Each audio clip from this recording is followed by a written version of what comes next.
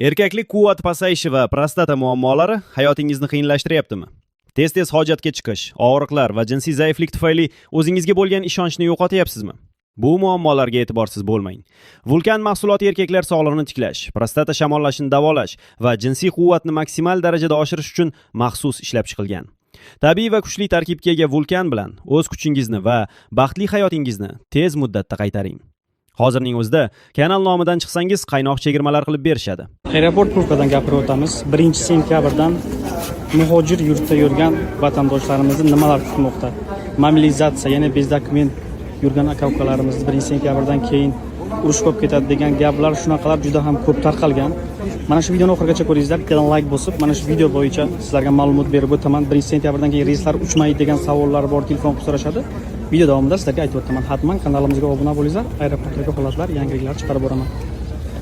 Savolga keladigan bo'lsak, boshqa 1-sentyabrdan keyin reyslar uchmaydi yoki qanaqadir mobilizatsiya bo'lib, bez dokumentlarni ham urushga olib ketib qolishi mumkin degan savollar juda ko'p keladi, juda ham ko'p so'rashadi. Bu hammasi gap yolg'on. Bu mobilizatsiya bo'lgan taqdirda ham kimki grajdanin Rossiya o'shalarga tegishli narsa. Agar siz grajdanin O'zbekiston, grajdanin Tojikiston bo'lsangiz, pasportingiz grajdansiz, ya'ni Rossiyaning fuqarosi bo'lsangiz, bemalol chiqib ketaverasiz oldingidek. Ehtiyot bo'lib yuringizlar bo'ldi. Unaqa har xil mish-mishlarga, har xil xavotirlarga bormangizlar. Aeroport Pulkova. Mana shu imlan namuna kanalimga obuna bo'lib qo'yingizlar. Aeroportdagi holatlar, yangiliklar, aeroportdagi yangi chiqqan qonunlar hammasini chiqarib boraman. Bittadan like bo'lsa, videoni tarqatib qo'yingizlar, xavotirga bormasdan. Xo'p, akalar, ertalabdan noxush xabar. Akalar, bu videoni Moskvada Valbresda azonda ishlab yurganlar ko'rsin. Akalar, ishiga ham, puliga ham hammasiga qo'yinglar, akalar. Boshqa ish topinglar. Jonni riskovat qilmanglar, akalar. Ko'rib turibsizlar. Mana bugun ham Valbresga hujum bo'ldi Moskvada ertalabdan. Akalar, bu skeletlardan chiqib ketinglar, iltimos.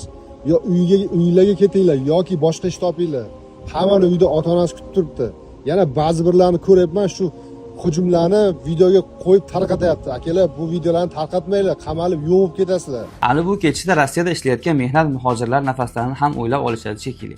Yana bir qonunga bir qancha o'zgartirishlar kiritildi. 4-avgust kuni Rossiyada 294-sonli federal qonun qabul qilindi.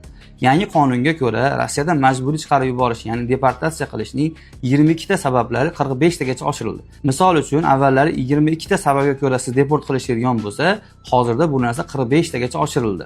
Masalan, politsiya yoki boshqa huquqni muhofaza qiluvchi organlarning qonuniy talablariga bo'ysunmaslik, mayda bezorilik, ayrim miting qoidalarini buzish va boshqa huquqbuzarliklar uchun ham chiqarib yuborish qo'llanishi mumkin. Shuningdek, migratsiya qoidalarini buzish va noqonuniy mehnat uchun ayrim jarimalar ham oshirilishi mumkin. Ushbu qoida 2026-yil 3-noyabrdan kuchga kiradi. Ushbu yangi qoida bo'yicha Telegram kanalimizda to'liq post joylaganman. Telegram kanalimizga o'tib, ushbu yangi qoida bo'yicha bemalol tanishib olishlaringiz mumkin bo'ladi.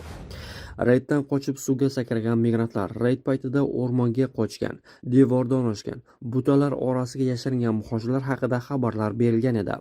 Bu safar ular tekshiruvlardan qochib to'lib toshgan, oqayotgan daryoga sakragan. Rossiyaning Blagoveshchensk shahri politsiyasi 3 nafar muhojirlarni Zeya daryosidan chiqarib olib, ularni migratsiya qonunchiligini buzganlikda ayblamoqda. Erkaklar hibsga olinib, politsiya bo'limiga olib ketildi. Muhojirlar Zeya daryosi bo'yidagi kafeda ishlagan. Reyddan qochib suvga sakrab, qochib ketishga uringan. Yana bir ovqatlanish muassasasida ham tintuv o'tkazish paytida migratsiya qonunchiligini buzgan 3 nafar muhojir aniqlangan.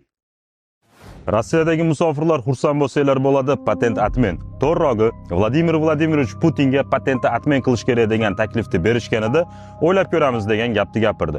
Oradan ozroq vaqt o'tgandan keyin rasmiy kanallar tarqatgan ma'lumotlarga ishonadigan bo'lsak, 2027-yil 1-yanvardan boshlab patentni atmen qilib, uni o'rniga boshqa sistemani eksperiment qatori qo'llanishi mumkin ekan.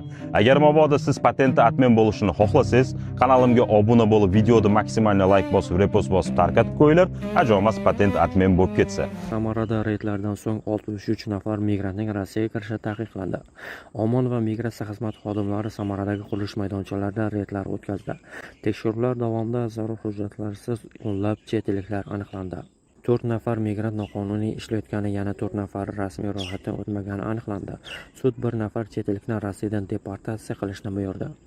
Reydlardan so'ng 63 nafar chet ellikning Rossiyaga kirishi taqiqlandi. Yana 16 kishi vaqtinchalik saqlash hibsxonasidan deportatsiya qilindi. Noqonuniy mehnatdan foydalangan ish beruvchilar 8000 rublgacha jarimaga tortiladi va yoki 90 kungacha korxona faoliyati to'xtatib qo'yiladi. Videoni oxirigacha tomosha qiling va gap nima haqida ketayotganligini bilib olishingiz mumkin. O'zbek va tojik migrantlarga ushbu videoni ulashni unutmang. Не надо патентной системы для мигрантов. Надо подумать. Они мечтают превратить мигрантов в рабов вот таким образом. С 1 января 2027 года в России планируется масштабный эксперимент. Его будет проводить Министерство внутренних дел. Сейчас в России действует несколько параллельных механизмов привлечения иностранных работников. Наибольшей критике подвергается патентная система. Она якобы не позволяет государству должным образом контролировать приезжающих в Россию мигрантов.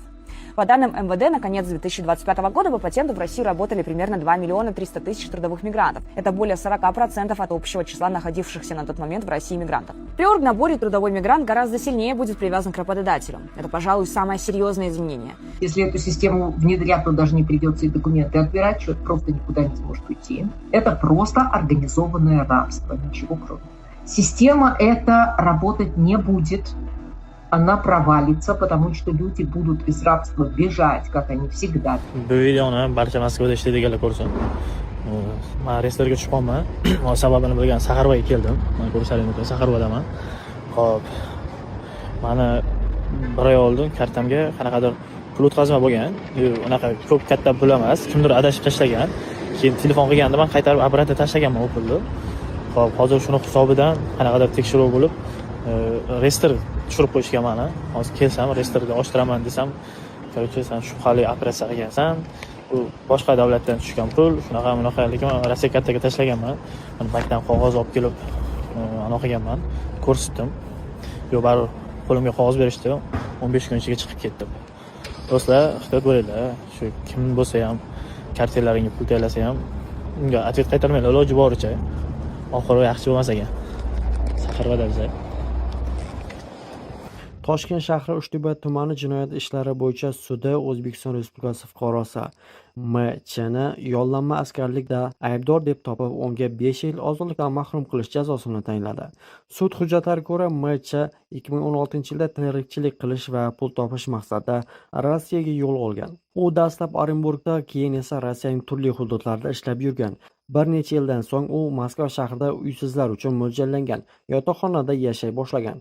Hukmda qayd etilishicha, aynan shu yerda unga Rossiya Mudofaa vazirligi bilan harbiy xizmat shartnomasi tuzish va Ukrainadagi jangovar harakatlarda qatnashish taklif qilingan.